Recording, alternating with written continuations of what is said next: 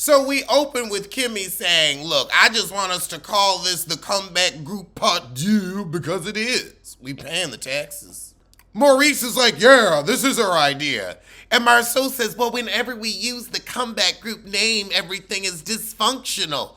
Kimmy said, well, you're the biggest dysfunction of the group, Big Ugly. And you are. Actually, no, I would say that's Mel and Martell. He said, well, if we gonna call it a comeback initiative, we all gotta agree. Mel says, y'all even got a date? And she says, yes, March 8th. And Mel's like, Maurice said he was booked. What you booked doing? Oh, Mel's busy. She's doing some openings for Eric Bellinger. Maurice said, well, Mel can do an electronic masterclass. But what is she a master of? Getting cheated on? Staying in a marriage too long? Tisha said, oh no, we're not doing that. Mel said, well, you like a baby bulldog. You said we ain't paying, we ain't doing this, we ain't doing that. Child, Mel said, I don't think Tisha want to be here tonight. We might need to regroup. And this is exactly what happens with the comeback group. Put the comeback back.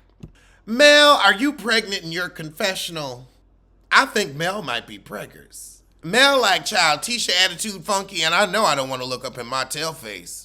Mel ain't down to do everything with the group just yet. It's baby steps. She got to warm up to it first. Oh, child, count her out and put in Messy Tiffany. So we end the meeting with Tisha saying, I guess we got to pray on it. Why? God ain't got nothing to do with this kind of foolishness. Oh, Lord, now Mel is giving us a new friend, a new ride or die. The counseling heifer. Girl, you gotta ride or die, a new one every season. Every season. All your friends are loyal and honest with you, and you drop all of them like a bad habit. Honestly, I think you just doing production for the show at this point. Okay, so after class, Nell starts asking Mel about her man, but she gonna keep it tight-lipped. I don't care who Mel's new man is. I don't care. I mean, I would love to see Martell be jealous and uncomfortable because Martell is a piece of shit human being. He should have been in the sub.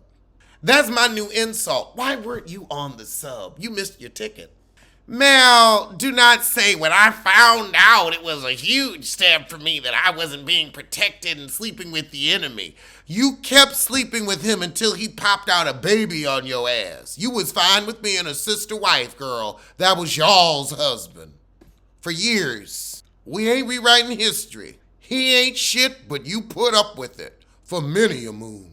So after she's played coy about her companion, she starts talking about the group wanting to come back the comeback.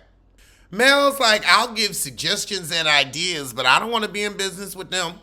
Now, Mel says there's some things that only time can heal. That stops being realistic after 35. We have no more time. I ain't got years for you to get comfortable, and if it's gonna take that kind of time, nobody's got time for you to get comfortable. If you need that much time, then you probably ain't never gonna be comfortable. Realize that and get the fuck on. At this age, you're in or you're out. There's no more try. There's no more think about it. You know yourself. It's a firm no. Stick with it. Say it with your chest. Oh, Jesus. So over with Big Ugly and Mealy Mouth Tisha, they moving into an apartment to make their house nicer while they're waiting to build their other house. So rather than just focus on building the new house, we gonna try to upgrade. Girl, you ain't getting that new house. Lord, these apartments look real regular. Like, you could just stay in the house during the renovation rather than waste this kind of money. Y'all just pissing away your show money. And they just going around this apartment like it's nice. It's not. You couldn't rent a house? Hell, do a lease purchase. This show will be canceled and you still ain't gonna have that home. Both y'all looking like you came into town on the egg money. Child, Marceau wants to stay in the old house while it's getting renovated and wants Tisha to be in the apartment. This man don't want you. Marceau, Tisha doesn't want to hear your stupid ideas. It doesn't matter how many times you say it. It don't matter if she rolling her eyes. You got kids, so you got to live with them, you dumb. I can't with you. God. You need to be grateful somebody want to look in your ugly ass face.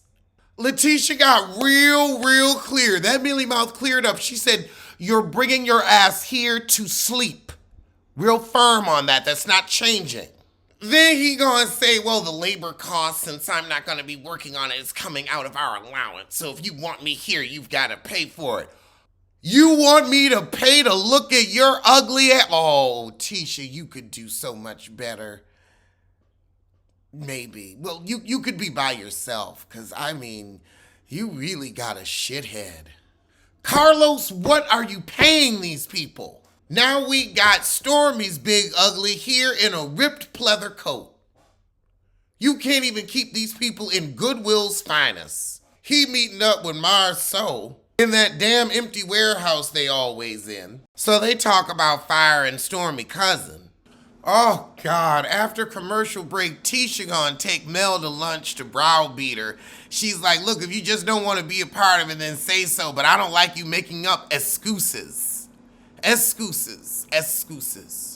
Oh, God. You know what? Carlos hired her because he wanted somebody else with an impediment on television.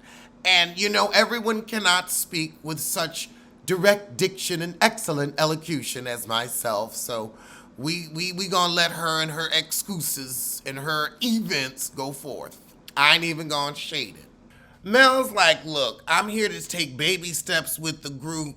We was all at each other's throats at the reunion. You said I was the devil in sheep's clothing. So, no, I'm not showing up full and ready to commit and come back to the comeback.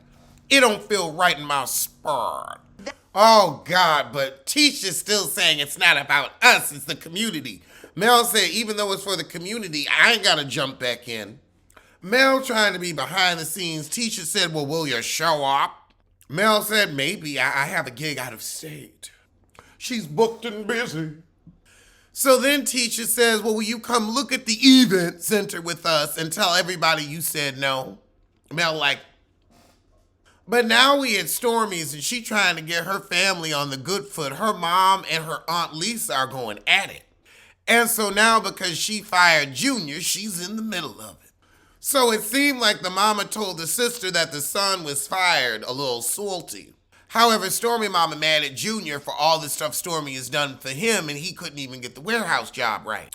So then Stormy tells her aunt, well, why didn't your son tell you? Oh, she gave $15,000 in bail money to get him out of jail. Oh, Lord, Auntie Lisa ready to get her ass whooping going. Take this mic off me right now. All right, Love and Marriage Huntsville, it took 11 episodes to get interesting. So now the aunt mad that the mama didn't put this out on TV. The mama's like, but am I lying? Child, Lisa gonna whoop your ass. The son's keeping her. She's like, why you bring it up? Why you bring it up? She's giving me Karen from Love and Hip Hop Atlanta when Jocelyn said, why you 50 years old staring out the store hole? And she said, I'm about to be assigned to whoop your ass. That's my job. I'm assigned to whoop your ass. Now come here. Like Tammy Roman when she said, talk is cheap. Talk is cheap. So then Stormy gotta go out and get her aunt. She trying to get her aunt and her mama on the good foot. The mama crying. The mama being mean to the nephew. Stormy got a nice house though. So child, the aunt come back in. Leave my child alone. You ready to throw your family under the bus for a show. You are no longer my sister. All right. The aunties is bringing it. Stormy, I hate to tell you, but your mama ain't shit. So now Stormy crying to her aunt, wishing she just make up with her mom. They used to be real cool. Stormy and Junior don't seem to have these issues. It's the parents. The auntie ain't forgiving the mama though. She like, I'm sick of it. I always gotta forgive this heifer. Oh Lord, and here come the mama now. Brawl. The mama look like she ready to throw hands too. All right, well we gonna see what happens next week on Huntsville.